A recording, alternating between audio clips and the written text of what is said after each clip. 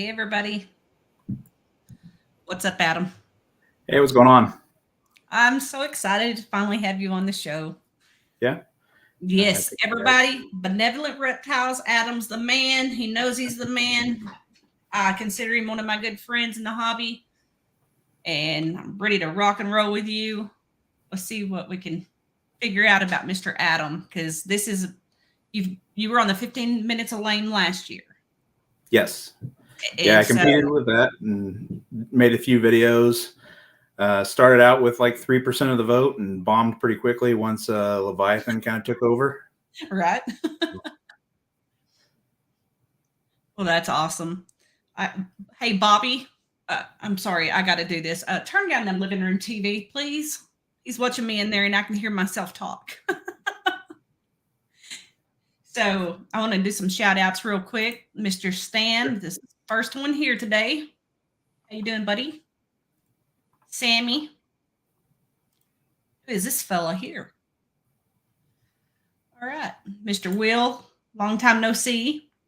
JNS, is this one of your friends?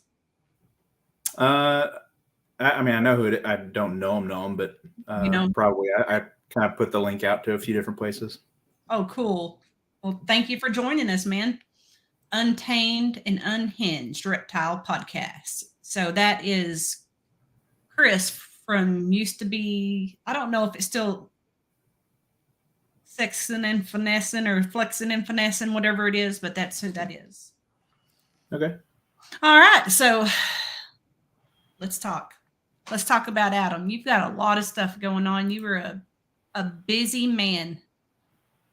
Yeah, not quite as busy anymore, but. Hey, Jared. Well, yeah, you are a busy man, though, and you have a lot of good things in the works, and I'm really excited for you to talk about your upcoming podcast. Yeah, trying to start off a YouTube channel. Probably not going to do any lives or anything. Do everything kind of pre-recorded, and I'm trying to talk to different people that specialize in different stuff. Everybody has their own specialty. Nobody's omnipotent, so I'm good at weather. Just being an aviation background, I can tell you pretty much anything you want to know about weather. It's stupid how much stuff I know, and more than most meteorologists on TV. Right. Or the people that claim to be meteorologists. Most of the people you see on TV aren't really meteorologists. They're just a face. Just a face. But just trying to get different people that know how to do certain things very well. And just try and kind of pick their brain of what does good and everything. Like I know Leviathan's very good at social media. He's helped me out with my Instagram, which I kind of put on the back burner for a little bit. So it kind of dived and trying to build that back up again. Started TikTok as a competition, trying to get to 10,000 before somebody else. They started 1,000. I'm at like 300 right now, and they're still at 1,000. So it's hard. I'm gaining. But I just want to talk to different people about how to do like each platform, what does good, what doesn't. So it's aimed towards everybody, not just adults. It'll be aimed towards adults, kids. You'll have different levels. Yeah. YouTube is kind of picky with the kid thing. So I will probably not click for the kid stuff just to not have to worry about it. Because some of the stuff like will be the business aspect of it.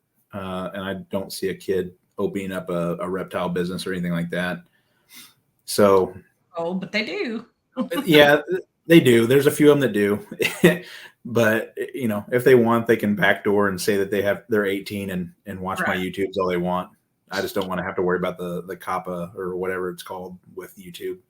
Yeah, I did the same thing as well. Because, I mean, I think you're okay within the first, if you say a cuss word and within the first 10 seconds of the show, you're like right there, Right. So, the rules of it's so strict, but I like where you're going with it because it's learning. I know, Dr. Joe from Kingdom Python. Yeah. So we're talking the other day about me helping him in his classroom going forward with YouTube and stuff like that, and actually helping the kids and teaching the kids how to use the Canva and different aspects like that so they can Yeah. learn how to build their own. And so anytime I feel like that you can teach somebody, I love to learn myself. I just don't like to read books, right? So Yeah. A lot of it is easy to, try and pick somebody's brain, kind of get the information out of it. A lot of it could apply to other things like all the YouTube stuff. Pretty much anybody that wants to start a YouTube channel, which I know there's a bunch of stuff out there already to how to build a YouTube channel, but I'm trying to do everything reptile related. Now, yes. it can still apply to other people outside of the reptile business, but Mhm. I'm just trying to build it up like a college program, different classes. Everything's going to have a number. Each number will have a sequence within it that will Mhm. carry on. The further down the sequence you go, the more advanced it will get. Well, I'm truly excited for it, and like I told you before, I'm here to help in any way I can. Yeah, I'm another one who need to. I'm always trying to work on my social media. I'm really bad about, everybody's like, take video twice a day, and you're going to post it here and here and here at this certain time of the day, and I don't have time for that. Yeah. So So, Business Suite will do Instagram and Facebook. Now, it looks the exact same if you tell it you want it to go to both. So, whatever you put on Instagram, it's going to look like that on Facebook. I don't think a lot of people on Facebook really follow different reptile companies as much as they used to. Now, there are still people that do. There's a very small audience that I have on Facebook. mhm, So if you look my company up on Facebook, it's much smaller than Instagram, but you can still see there is a small audience there. right. So the business suite for Facebook, or what do they call Meta Business Suite now, Mhm. that will send it to those. TikTok now has an auto scheduler that you can put on there. I know there's like auto scheduling apps like Hootsuite and stuff like that that can do what I'm talking about, but Yeah. I every once in a while, like the Facebook, Instagram, TikTok, somebody will update how their stuff works, and it basically breaks that link, and then your stuff doesn't get posted like it was supposed to. Right. So I just like to do everything organically with whatever platform. And then YouTube is really easy. As long as it's less than a minute, it will do a short. Anything over that, it makes a video out of. Yeah. But it's still with all the extras people like to put into those now. It's not as simple as, hey, I'm going to take a simple video of my beautiful snake and post it. I mean, they're Yeah. wanting cut, they're wanting lightning and music and strobes and everything. And you're just like, oh shit, I really don't have time for this. So Yeah. I would honestly like to see people get back down to the basics and make simple videos and show us the simple. I want to see the snake for the color and the beauty of the snake. I don't need all these filters and shit on it. Yeah. And I've done that. They don't get a ton of likes. Although, like playing with I had an old Pixel that I played with the camera settings before Google updated their program. You used to be able to lock the aperture on it, Mhm. and I drug that through the grass with the snake in the grass, and it creates like a blurred effect until you get right up on it. That actually got a lot of likes. So, I mean, just simple stuff playing with a camera setting can get you a ton of likes. You don't have to do a lot of different stuff. Mhm. I know talking, like putting your face in there, does a lot better than just having your hand with a snake in it and taking a video of it.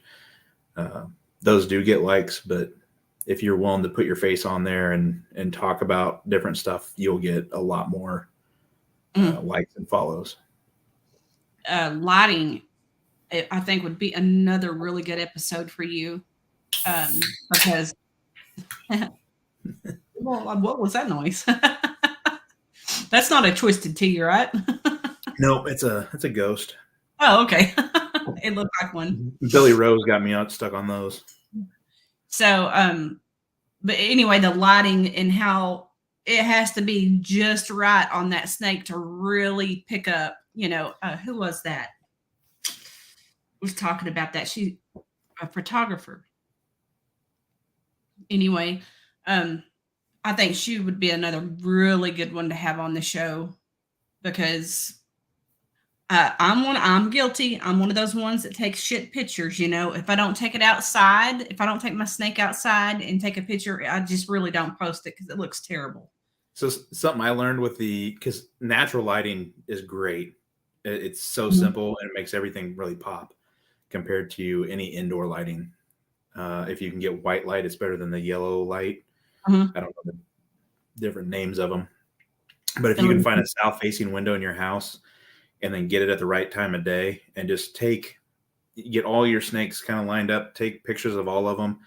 And, if you do 30, you now have 30 days worth of posts. Oh, now see there, I didn't know that. That's something that would be amazing for you to share on your channel. Trying to get through all these. I can't. Okay. See, I was telling you before about the backstage stuff and working this chat.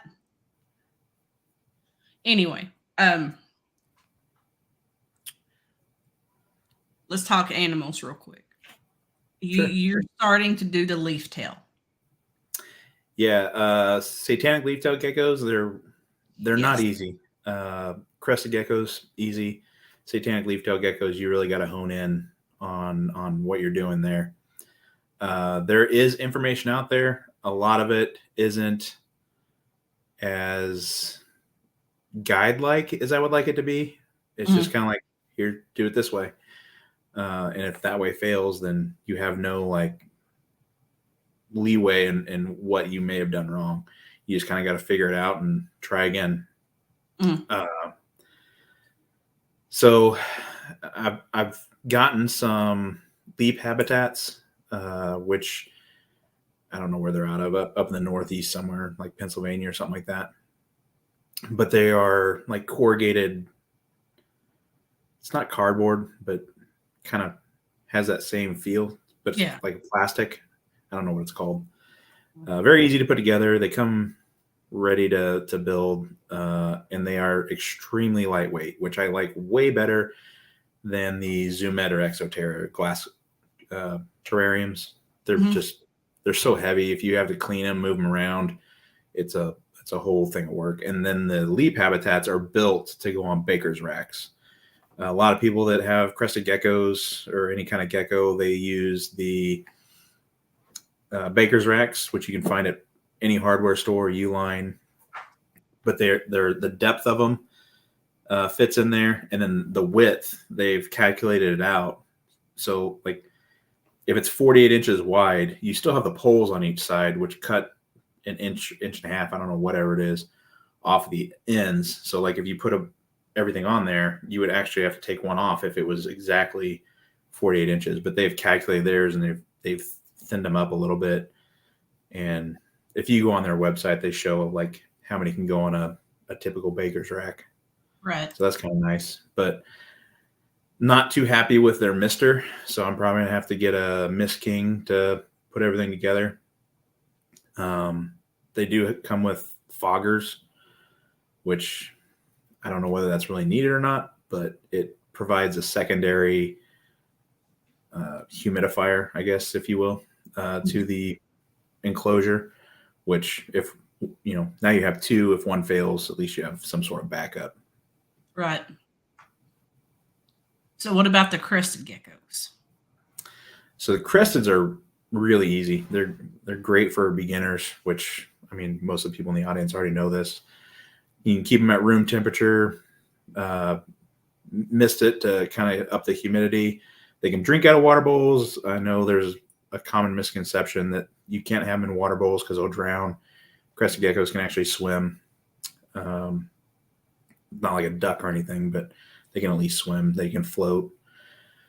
So I put a bowl on the bottom that they can drink out of. I use old bottle caps instead of buying the little plastic dishes. Right. That you have to dispose of all the time. I just use bottle caps. So it's kind of nice. And then they eat just regular like Pangea or whatever else, Repashy. There's another one too that makes some Is sort that? of mixture. Oh, that's like a mixture or something you can Yeah, buy. here, actually, I have some right here. Oh, wow. So like it just comes in a bag like this. This is a smaller bag, Okay. but it's just a little powder. I don't know what flavor this is. Figs and insects. Yeah, I'm not eating this one. But it's just a little powder. I don't know Oh, okay. see that. So, like when you mix it, is it like the consistency of baby food? Yeah, I always, because I let my kid mix it up because he likes mixing it. I always tell him to look for a consistency like Elmer's glue. Oh, okay. But That's neat. I bought like old, they're not old, but the ketchup bottles and stuff that you see at like restaurants. You can buy clear ones like that off of Amazon. Right. I just fill those up and keep it in the fridge and fill all the little caps up, put them in with the crested geckos, and only make enough to last for about 4 to 5 days or so, and then just make a whole nother batch. So I know nothing about a crested gecko except for what you've taught me and Crystal from VIP Morphs. So on those, like how many different? I know there's a bunch of different genetics, right? But like, is it like the ball python? Like there's a list like that, or is it a shorter list? So a lot of they're not mutations quite like the ball pythons. Okay. Like yellow belly kind of looks like a normal, if you will. But if you put two yellow bellies together, you can get a white snake. Right. That's not really the case in crested geckos. As far as morphs go, similar to that, there is lily white, which you don't want to pair those together. It makes kind of a lethal combo. It's kind of like spider, or many of the other ones in that same complex. Right. Or if you get a super, it just doesn't turn out very well. Cappuccino is another one. You really don't want to put those together, but it's a visual in single form. And that will do the same thing, make it wobbly, or I'm not sure what cappuccino does. A lot of people kind of frown upon that. The lily white will make like a very pale pink, kind of translucent looking gecko, but it doesn't ever make it to, I don't even think they make it to 6 months before they just kind of turn over. Oh. Then the axanthic, which is a recessive gene. Everything else is just kind of, it's kind of like with dogs. You're just playing with the looks of it. So they're looking into the red gene to kind of see if it's a recessive to get that color. I guess there's quad stripe too, but like pinstripe. If you want a pinstripe, you compare a pinstripe to a pinstripe, but if it has one break in the pinstripe, then it's called a partial pinstripe. So if that pinstripe doesn't go from the head all the way to the tail on both sides, it's a partial pinstripe. And then morph market drives me nuts when trying to find geckos because everybody puts everything that they could possibly think of that it could be on there. And they have a orange, yellow, pink, red crested gecko. It's like, no, you have pick one color.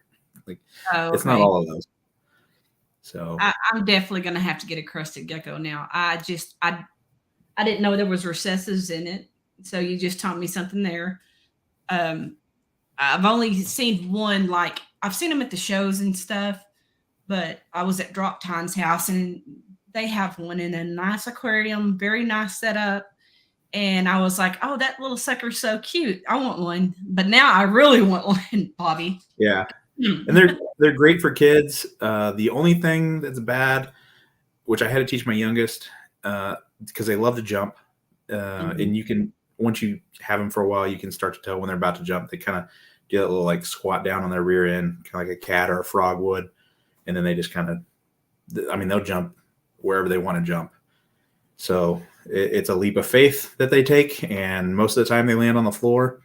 Mhm. But my youngest, when it would do that, would freak out, and you know, he would get all jumpy, which would then freak out the gecko, which is on the floor, and it would take off running, and Oh shit. that's when it gets really interesting. So Yeah. you got to learn to keep the kids calm. Once that happens, usually they just jump on the floor. You put your hand in front of them, they'll climb back up on your hand, and you're good to go. So they're really easy for kids, and if they bite, it just feels like a hard pinch. Mhm. They don't really have teeth that would pierce your skin like a ball python would. Right. So it just feels like a hard pinch if they're going to do that. If they're in breed mode, sometimes I kind of tease them if you rub like the side of their head, because the male will grab it. It's kind of aggressive for the mating, but the male will grab the side of the female's head and like pull on it to hold himself there.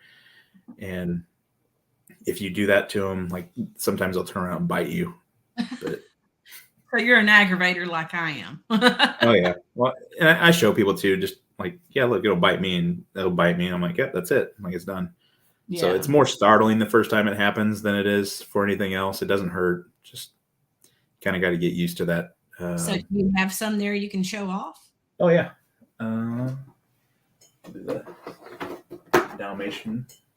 Oh, my favorite. So I got this one from Mercury Geckos, which he has a ton of really nice Dalmatians. This one's kind of active right now. It's starting to be night, but That's so amazing. yeah. It's crazy. You're just holding your hand up and it's. Well, so they have, I don't know, can you still hear me? It jumped on the keyboard. Yeah, I can hear you. Okay, good. But they have little tiny hairs in there. Not really hairs, but they can actually climb on glass. So Right. Yeah. It's crazy. yeah, They both. it feels kind of like I guess like Velcro or sandpaper, like their feet on your skin. So a lot of people get discomfort from their feet, but their skin itself, if you were to like pet them, it feels like really, really soft leather. Oh. So they just keep jumping. I love it.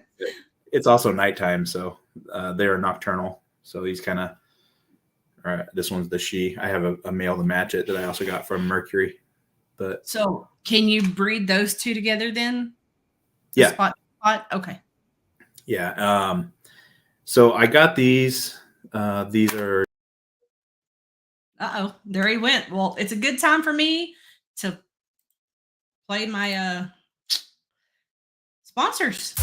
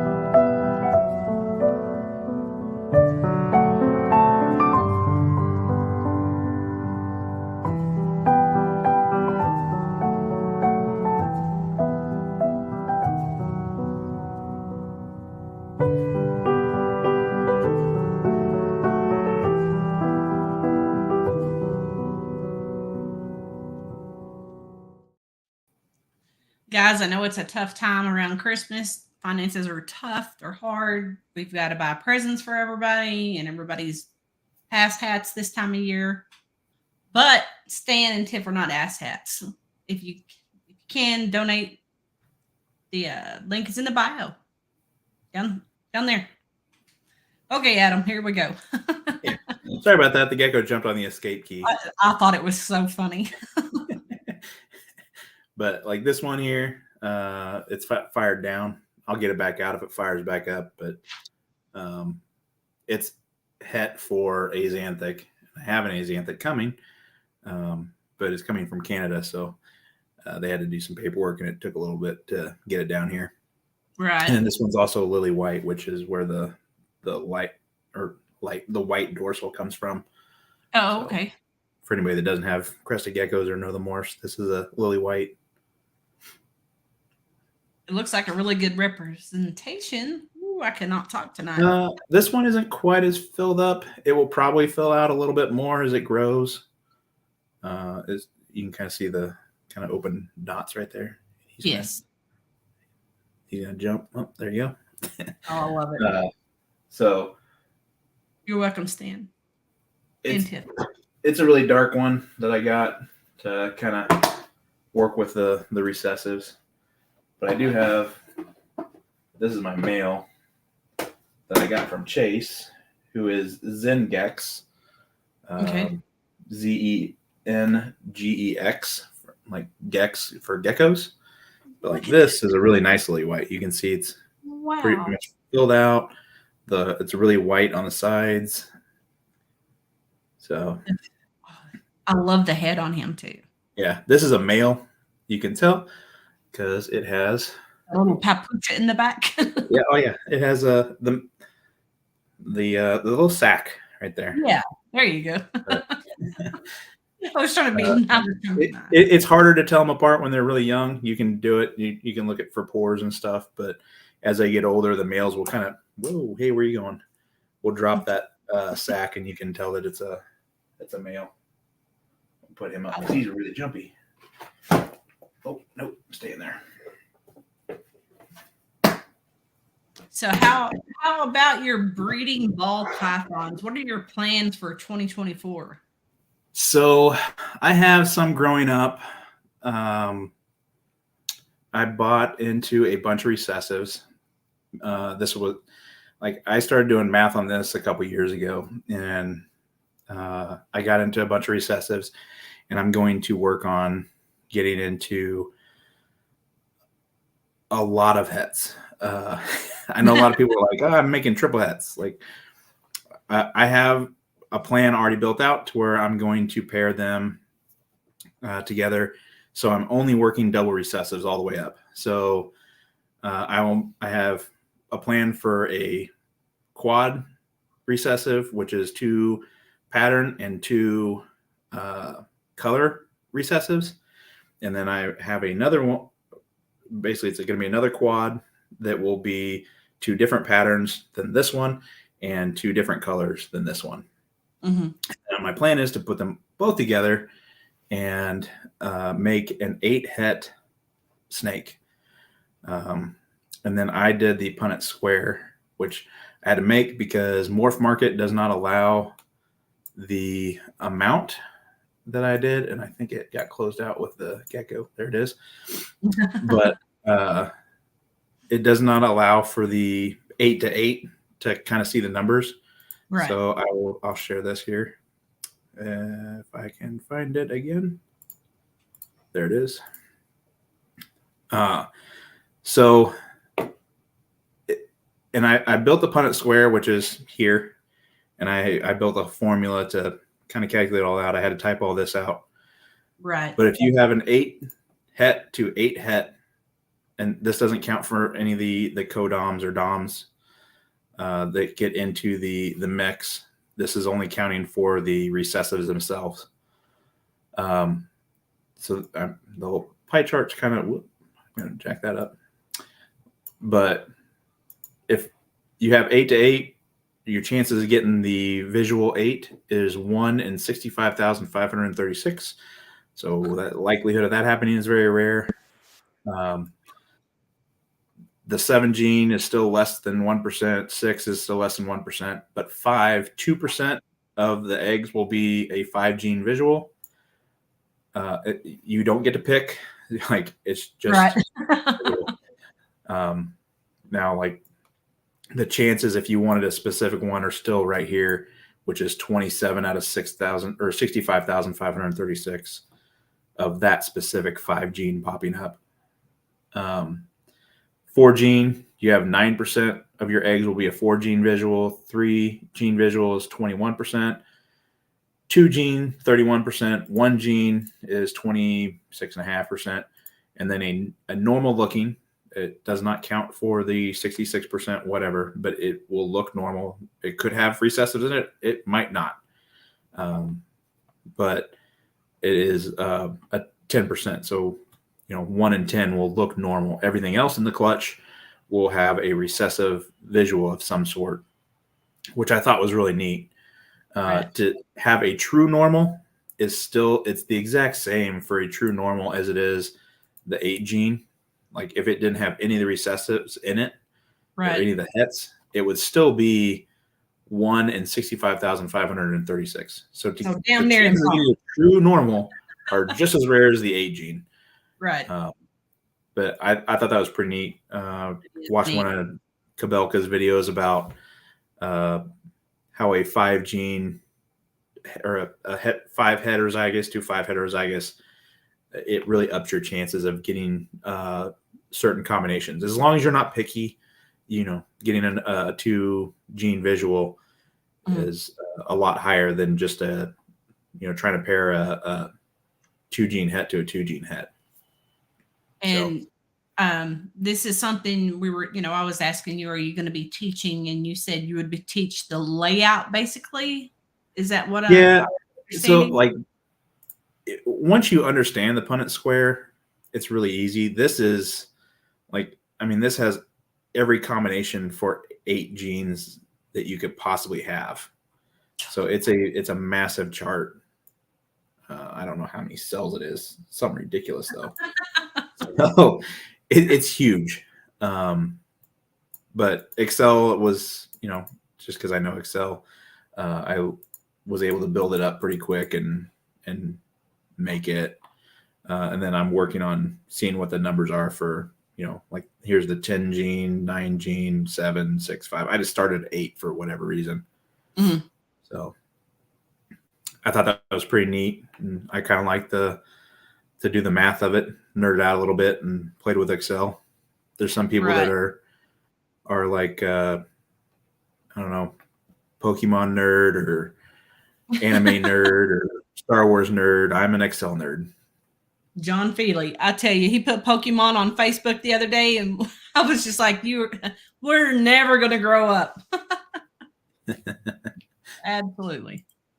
Hey, Carissa, how's it going? Oh, so like I said, I'm truly excited for you to start that adventure, and I'm looking forward to working with you and teaching you what little bit I know about StreamYard and Canva and whatever you need to do. And yeah, everybody has their own specialty, whether they know it or not. You just got to think about what you know more than anybody else. And a lot of people that talk about good leaders, you basically surround yourself with people that specialize in areas that you need. And then you have an entire team of people to help you out. So I'm not really trying to build a team. I'm just trying to find people that know the specific stuff. And then it also puts their business out there. Right. If they want to, the person wants to contact somebody, now they know that person is really good at it. They kind of specialize in it. If they have questions, they can go there and maybe it'll build somebody a customer in the short term. And now you were talking about also trying to find people that breed different things than you do, different exotics. So you got like Mike's monitors that, that's what he specializes in. And you're also looking for people like that as well. Right. So anybody that knows anything about a species other than, ball pythons, crested geckos, I know a lot of people in those. But if you have a species of snake that a lot of people don't know about, the Japanese rat snake, the really blue one, I want to get somebody that has those.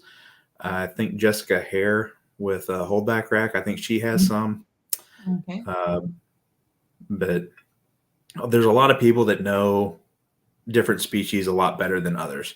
Mhm. And I'm just trying to find all those people.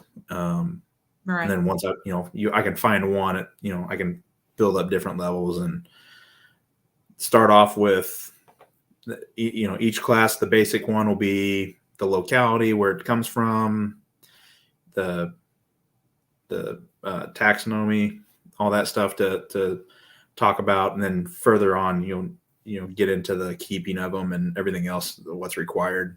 Right. So are you also going to get into like tarantulas and basically I know like some of these shows it goes into so many different species. Like you were talking about earlier, there's hedgehogs at some of them, there's Yeah. caimans at some of them.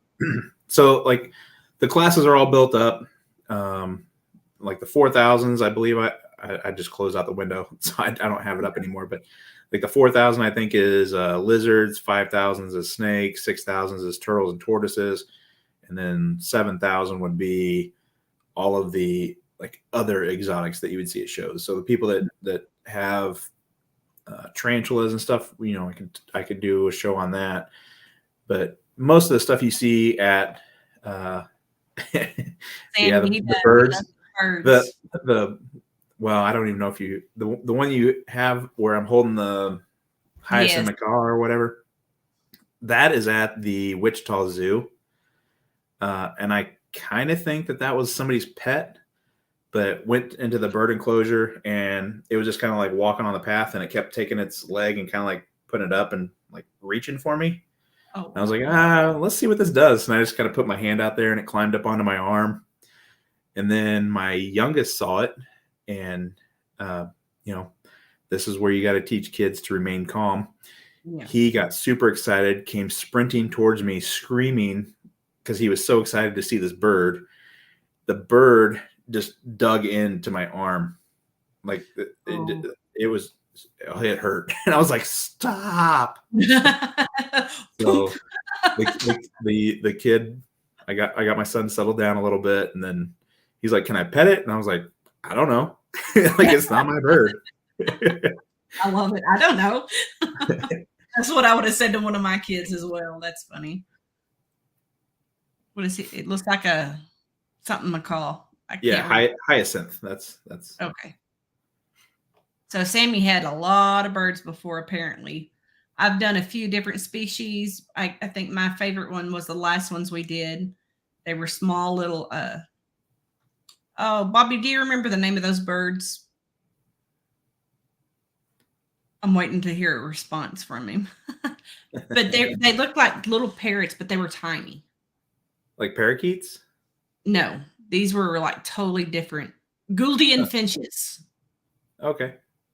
But they were hard to breed and stuff. Like they have zebra finches, but they're not near as pretty. The other ones, they're so colorful and pretty. But yeah, no, I'm not a bird person. They're too loud.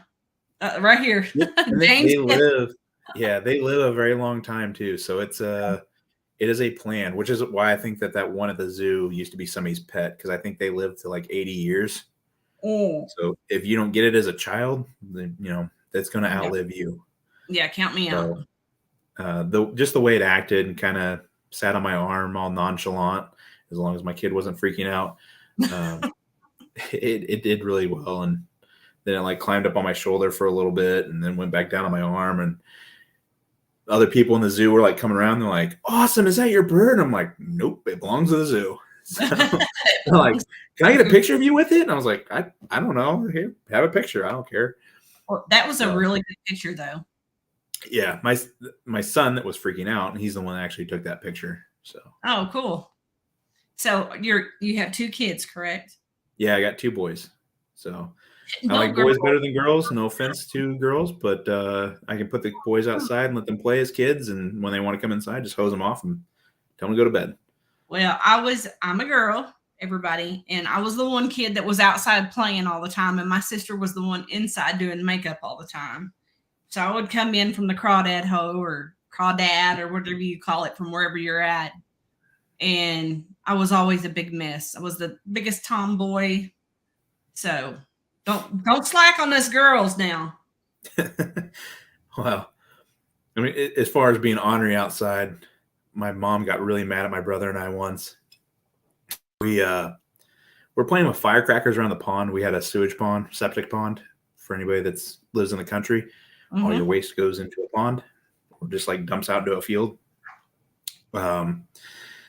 We were playing with fireworks and lit the pond on fire. Oh shit.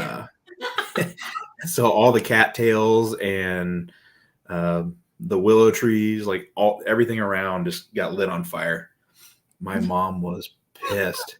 So she's, typical 80s, 90s parenting style. Wait till your dad gets home. So my brother and I, we're just kind of sitting there like, oh, great. Hear dad's truck pull up. Do you know what your boys did? I'm like, oh, great. He's like, what now?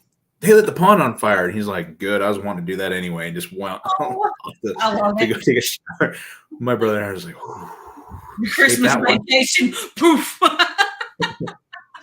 That's amazing. I already love your dad now. Oh, yeah.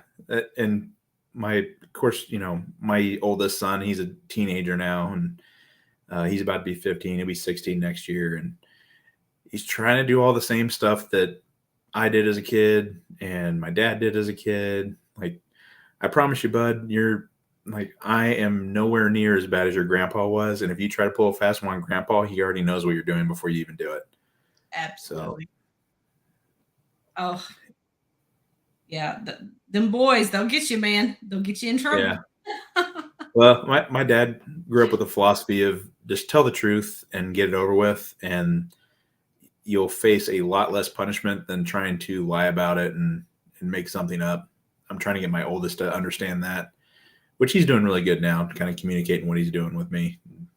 I know more about what he's doing than he would probably like me to know, but as long as he's telling me what he's doing, I don't care. Like, hey man, if you start to get in trouble, give me a call. Yeah, don't count on that though. Well, I told him, I was like, if you need to wake me up at 3 a.m., call me at 3 a.m. Like, I will come and get you, but don't do something stupid. Yes. We said the same thing to our son and both of our daughters, be safe. If you need me, I'm there. I don't care. I don't need an explanation. Just call me, I'll bring you whatever you need. No explanation needed. I'm so glad I never got that phone call though, because I don't know how I'd handled that one. Yeah, he's kind of tested the waters a few times and done some stuff and try to, not tell me about it. And I'm like, hey man, what's going on here? He's like, oh, well. So. Now that was your youngest son on the show the other night. Yeah, he's the one that's into reptiles. Oldest he would rather collect shoes. So if anybody collects shoes, let me know. And he's wanting to start a whole shoe collection. He learned very quickly though. We bought him a pair of Jordans and he wanted to go trade those for a different set. And he went to a store to go do it. And he thought he was going to get the retail price of what those shoes go for. And they offered him half. And he's like, they didn't even give me full price. They offered me half. I was like, they got to make money too, man. Like, they can't just buy your shoes at retail and then resell them. Like, they got to pay bills. Sounds kind of like GameStop. Yeah. Or the ball python business. So no lie. I was going to say it, but you did. Okay. Oh, I love it.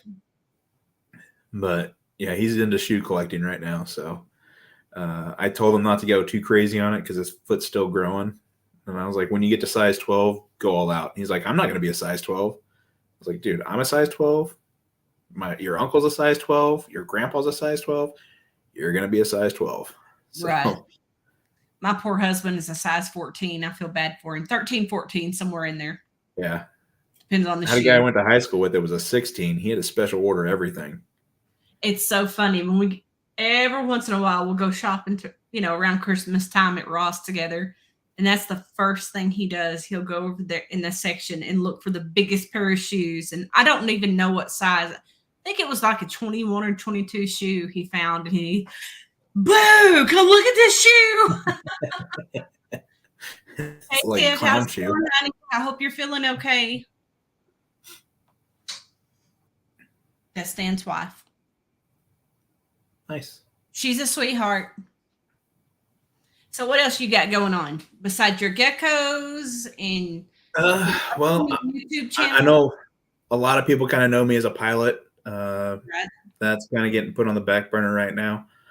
I'm changing careers, learning how to code, and trying to build websites, which I've talked to a few people in the industry just to kind of build a portfolio. Mm-hmm. So if you're looking for a website, hit me up. I can't do anything special right now. Everything's just kind of a landing page, but I'm trying to build my portfolio up to have something to kind of make me marketable.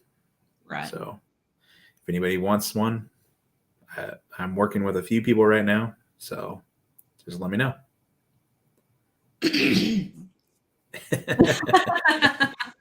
I still haven't had my first clutch yet. It has been such a horrible year for us.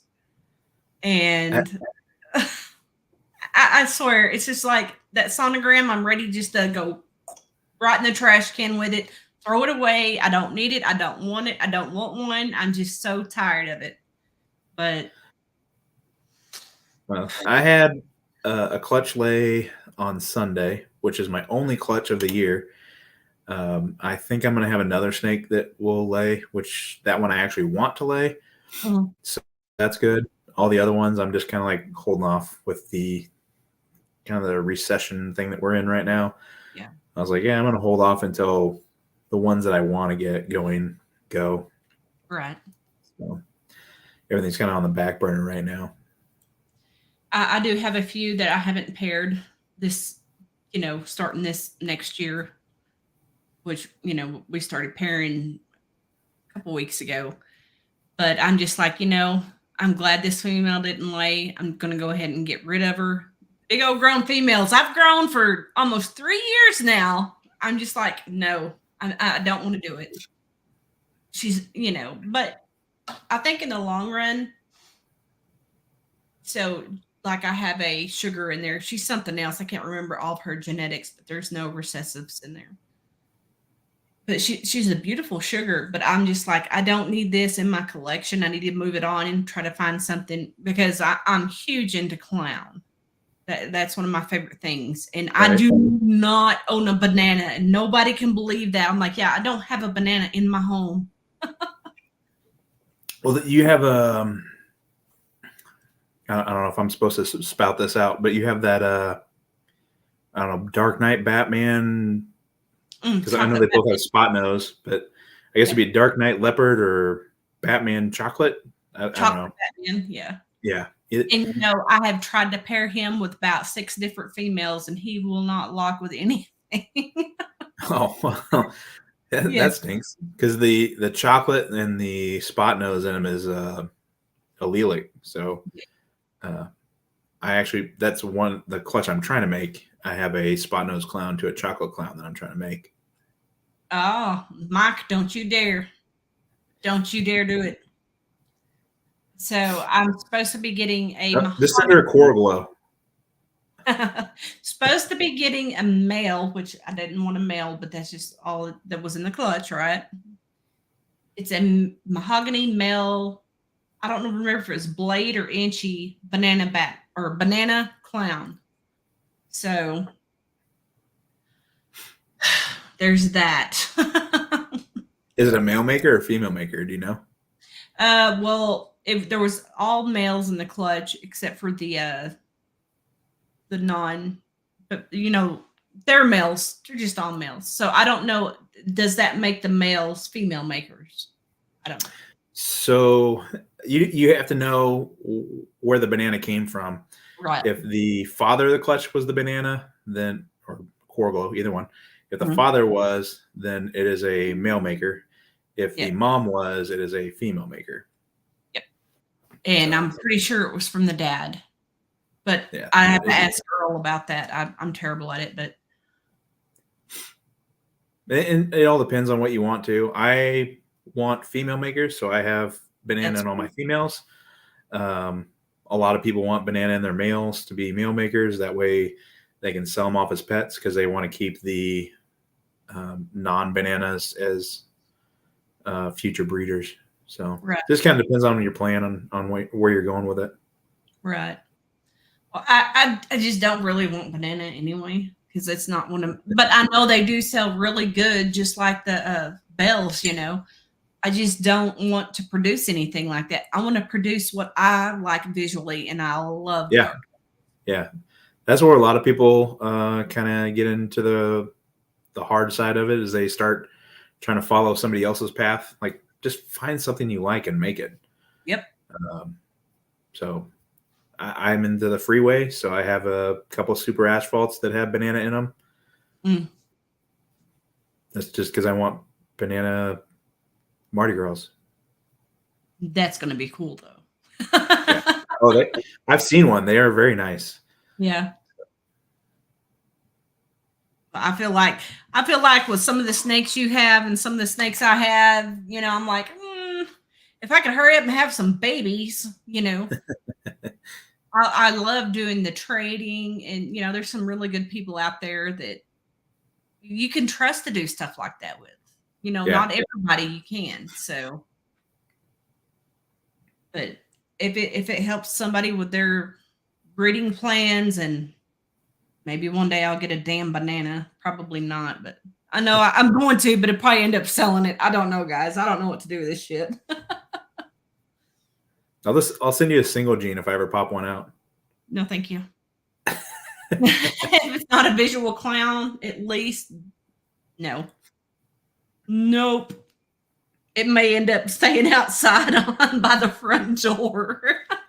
Will's hella heat. Yeah. I have a banana male, and he's going to be the most used breeder. So blah with your dislike, woman.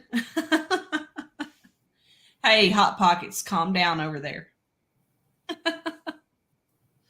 Well, we're right here at an hour, man, and I know I'm exhausted. I know you got to be tired too. So is there anything else you wanted to add that you want to put out there for everybody?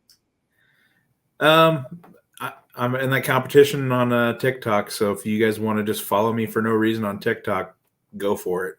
You can pretty much find me on every social media except what is X now, Twitter, whatever that was. There is. I have no idea what it is. I'm not on that one, so just Benevolent Reptiles, and you can find me Herp Social, whatever.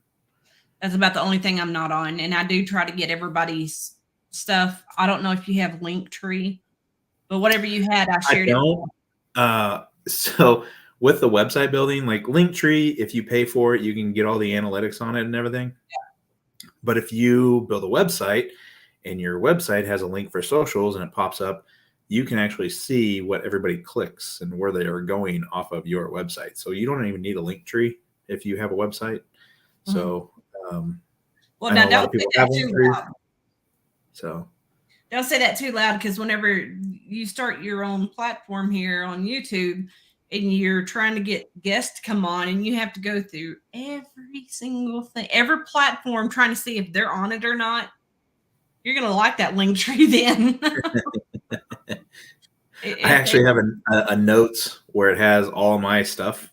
So yeah, if you want it, I can just copy it and send it to you, and you can put great. Yes, do it. So when I join a Discord and everybody's got the drop your socials here, group chat, whatever, I just go and copy that and drop it. So yeah, I don't have to go copy it every time. It's just in my notepad. That's good. For the Saturday show, I try to put at least 2 links for everybody on there, right? And I think we're up to 23 people now. So I had to do the same thing and made a little notepad in the corner of my screen. It's like copy paste, because people come and they go, and I just got tired of wrestling with it every time. So all right, everybody. Well, Adam, thank you for coming on. It was a great show, and thanks. I look forward to seeing your future project come to life. And like I said, I'm here if you need me. And thank you, everybody, for showing up. And let's give Tiff and Stan some special thoughts and prayers right now, and all the good stuff. What else?